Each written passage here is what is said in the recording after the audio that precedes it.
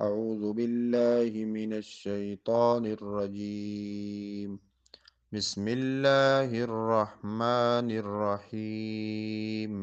وإذ أخذنا ميثاق بني إسرائيل لا تعبدون إلا الله وبالوالدين إحسانا وذي القربى واليتامى والمساكين وقولوا للناس حسنا وأقيموا الصلاة وآتوا الزكاة ثم توليتم إلا قليلا منكم وأنتم معرضون وإذ أخذنا ميثاقكم لا تسفكون دماءكم ولا تخرجون أنفسكم من دياركم ثم أقررتم وأنتم تشهدون ثم أنتم هؤلاء تقتلون أنفسكم وتخرجون فريقا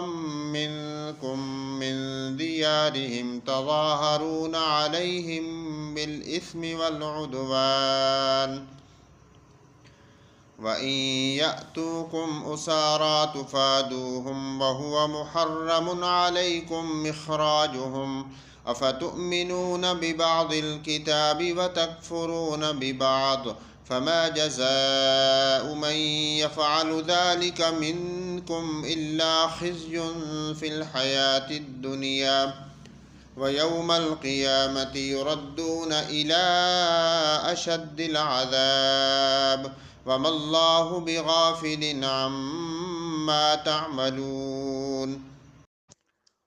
صدق الله العظيم.